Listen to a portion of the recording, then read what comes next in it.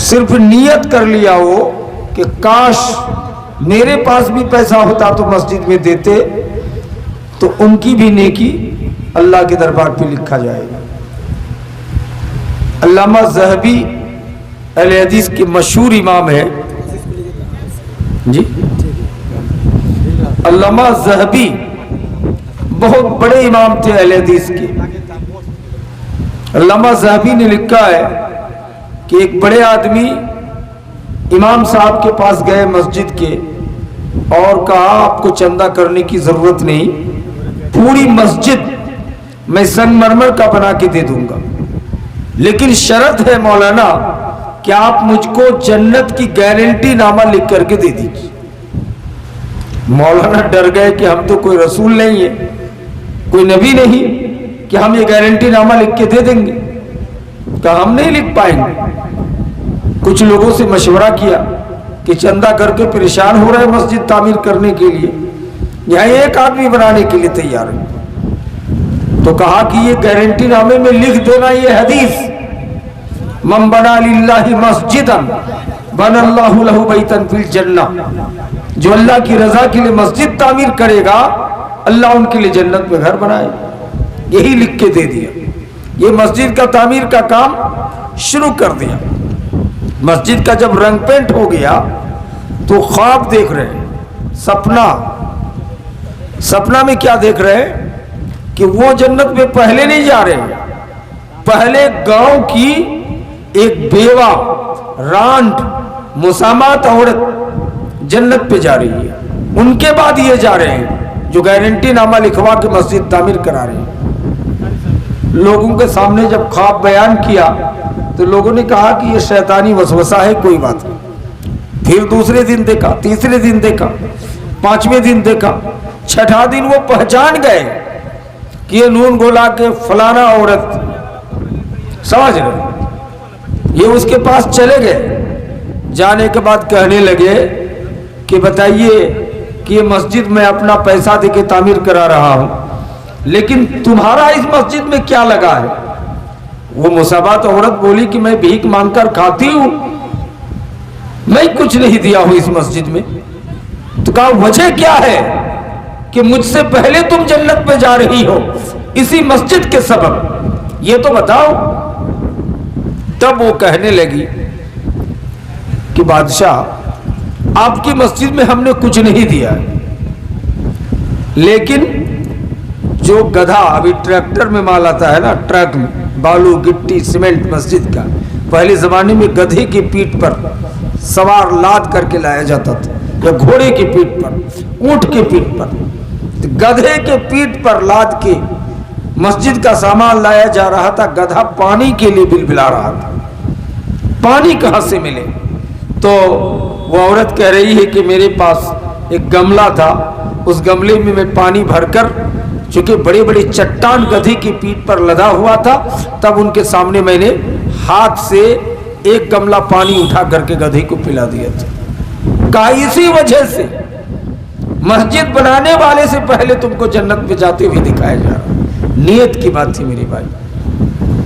मैंने आपके सामने कुरान मुकद्दस की जो आयत तिलावत की है, पहले आयत का तर्जुमा अल्लाह नबी से मुखातब होकर कहता, नबी आप कह दीजिए मोमिन मर्दों से, मोमिन मर्दों से कि अपने निगाहों को पस्त रख के नीचा रखें। इसका मतलब है, कहेंगे मौलाना हम लोग तो सुने कि औरत को निगाह नीचा रखने के लिए शर्मिंदा और हिजाब से मलबूस होकर जाने का, यहाँ आप मर्दों के बारे कह रहे हैं। जी हाँ, ये कुरान की आयत है, मर्दों को भी ये कहा गया है। समझ रहे?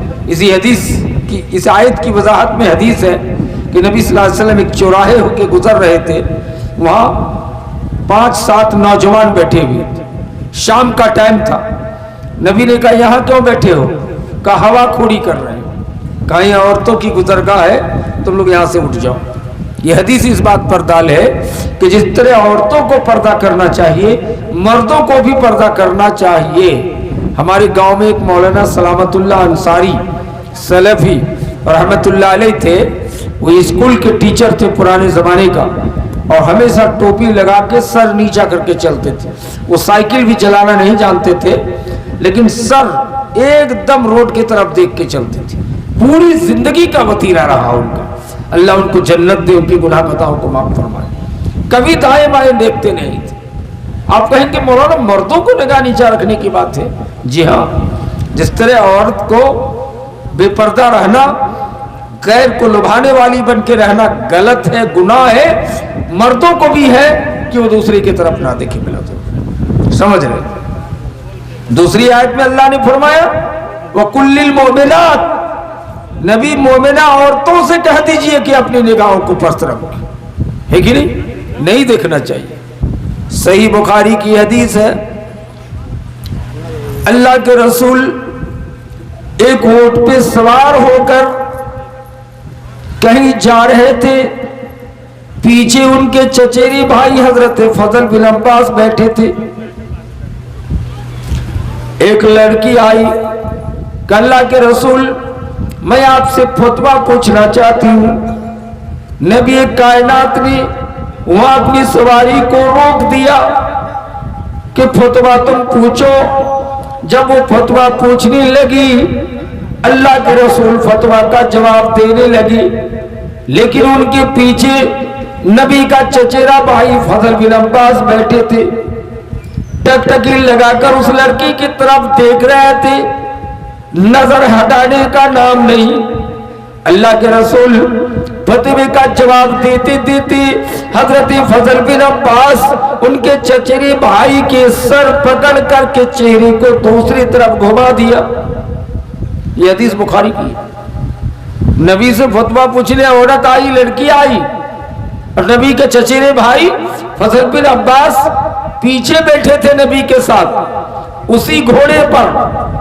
लेकिन नबी फतवे का जवाब दे रहे हैं और फजल बिन अब्बास की तरफ देख रहे हैं कि उस लड़की को देखे जा रहा है, तो नबी फतवे का जवाब भी दे रहे हैं और दाएं हाथ से फजल बिन अब्बास के चेहरे को मोड़ के दूसरी तरफ कर दिया। यह हदीस इस बात पर दाल है कि मर्दों को भी अपनी निगाहों को नीचे रखनी चाहिए। यहाँ तो हमारे मौलाना साहब, हाजी साहब, बुजुर्गान दीन का भी यह हाल है कि अगर निकाब लगा के नून गोला से मोटरसाइकिल से कोई किसी की बहू, किसी की बेटी गुजर गई तो अच्छे अच्छे लोग पूछेंगे। अगर नहीं पहचान पाए, कहा कि कौन गई हो, तो वो फलाना हाजी की पुतहू, फलाना जगह वाली जो बहुत सुंदर माने जाते हैं, पूछते हैं। हालांकि ये सब टोह में पड़ना, किसकी बीवी गई, किसकी बहू गई, किसकी बेटी गई, किसकी पोती गई, ये हराम है, शरीयत पे मना है। आप लेडीज के बारे, लड़कियों के बारे तहकीक पे ना पड़े। इसलिए अल्लाह तबारक व तआला ने मोमिन मर्दों से को भी निगाह को नीचे रखने के लिए कहा गया है और मोमिना औरतों से भी।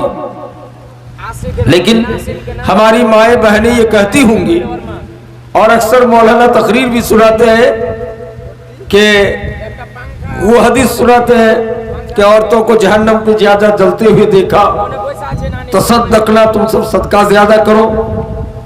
ये सब सही है अपनी जगह, लेकिन ये भी याद रखे कि ज़कात का पैसा मस्जिद में नहीं लगाया जाएगा। याद रखिएगा, ये जो मकई के समय जो उशर देना था, जो ज़कात देना था, वो ज़कात मस्जिद में दे दे तो जायज नहीं होगा। आपको स्पेशल माल, खास माल से चंदा मस्जिद में लगाना होगा। ये याद रखिए, ज़कात का माल, सदकात का माल मस्जिद पे नहीं लगता है। मस्जिद में स्पेशल दौलत, स्पेशल माल लगाया जाता है। जिस तरह फितरे का पैसा मस्जिद पे नहीं लगाया जाएगा, या चंद कुर्बानी का पैसा नहीं लगाया जाएगा, उसी तरह ये भी नहीं लगाया जाएगा। समझ रहे? लेकिन मर्दों को औरतें देख सकती है कि नहीं, इसके बारे में हदीस मौजूद है, सही बुखारी की हदीस कि नबी सल्लल्लाहु अलैहि वसल्लम मजलिस में मस्जिद नबी में खड़े हैं और हबशा के नौजवान खेल रहे हैं, तीर जिहाद की तैयारी कर रहे हैं। नबी कायनात के पीछे नबी की बीवी अम्मा आयशा रज़ियल्लाहु ताला अन्हा, हम सब मोमिनों की रूहानी माँ है, पीछे खड़ी होकर खेल देख रही है। ये हदीस इस बात पर दाल है कि अगर मर्दों को, जैसे अभी प्रोजेक्टर लगाए हुए हैं तो हम लोगों को औरतें देख रही हैं, तो ये देखना हराम नहीं है। खेल रही है या मर्द खेल रहे हैं तो औरतें देख रही हैं, कोई हर्ज की बात नहीं है। देखे जा सकते हैं। और ये भी याद रखे कि फतवे में शिद्दत इख्तियार करना शरीयत में मना है, हराम है। अल्लाह के रसूल ने फरमाया बोला तुशद्दिदु, शिद्दत इख्तियार न करो। और कुरान में अल्लाह ने कहा इन्नल्लाह युरीदु बिकुमुल युस्रा, अल्लाह तुम्हारे साथ आसानी चाहता है। वला युरीदु बिकुमुल उसरा, अल्लाह तुम्हारे साथ सख्ती नहीं चाहता है। ये आयत, ये हदीस इस बात पर दाल है कि हम किसी भी फतवे और मसले में टाइट ना करें, सख्ती ना करें। आप कहेंगे मौलाना टाइट करना नहीं समझ में आया, अरे नया नया फतवा ना दे, समझ रहे कि नहीं। एक मौलाना फतवा दिया अभी कि मस्जिद के अंदर मेहराब बनाना हराम है। मस्जिद के अंदर मेहराब जो बनाते हैं, इमाम खड़े होते हैं गोल करके, कहते हैं मस्जिद को बनाना हराम है, मस्जिद सीधी दीवार बनाई जानी चाहिए। समझ रहे, यही जदीद फतवा है। एक मौलाना ने कहा कब्रिस्तान पे अब तक दुआ बिदत हुई, अब कह रहे हैं कि मिट्टी देना भी बिदत है। दूसरे ने कहा बिदत नहीं, जरूरी नहीं है। तो कहा मैयत को ढांपेगा कैसे? कहा कि घर के लोग आकर के उनके रिश्तेदार कुदाल में मिट्टी खींच के कब्र को बराबर कर देगा। हाय हाय, क्या हो गया लोगों को। मेरे कुछ मौलवियों ने सुतरा लगाया कि हर एक के सामने लकड़ी का सुतरा बना के मस्जिद के सामने रखा के सुतरा लगाना ही होगा, नहीं तो नमाज नहीं। शिद्दत देख रहे हैं, ये सब चीज सुने थे आप पहले। कुछ लोगों ने ये कर दिया कि समी अल्लाह के बाद फिर हाथ बांध लेते हैं और किताब भी लिख के इस पर कि इत्मामुल खुशू व तूलियत बादर रुकू, समझ लो। और इस हाथ बांधने को समी अल्लाह के बाद अहले हदीस के बड़े इमाम अल्लामा नासिरुद्दीन अलबानी रहमतुल्लाह अलैह उसको बिदअत मानते हैं, समझ रहे। अब फतवे देखिए किस तरफ जा रहा है। कुछ मौलवियों ने यह फतवा दे दिया कि मस्जिद में मिंबर पे खड़े होकर अरबी के अलावा उर्दू में बंगला में खुतबा देना बिदअत, अरबी ही बोलना पड़ेगा। इसलिए देवबंदी हजरात की यहां भी अरबी ही बोलता है, उर्दू नहीं बोलता है। हालांकि ये बात भी गलत है कि नहीं। कहीं मैयत हो गया है, नूनगोला की जामे मस्जिद का माइक स्टार्ट करके बोल दिए कि फलाना गांव का फलाना हाजी या मौलाना इंतकाल कर गए, उनकी जनाजे की नमाज कल 10 बजे पढ़ी जाएगी। एक मुहद्दिस साहब थे डुमरिया में, हमारे बरारी प्रखंड में, तो उसको खींच करके 2 तमाचा मारा कि किसने तुमको ऐलान करने के लिए कहा। मैयत का ऐलान करना मस्जिद के माइक से बिदअत। अब जरा गौर कीजिए, देखा अपनी फतवे का सिस्टम। मस्जिद के मेहराब के अंदर इमाम साहब नमाज शुरू कर रहे हैं, इकामत पढ़ी गई है लेकिन नमाज शुरू नहीं किया जा रहा है। कहा क्यों?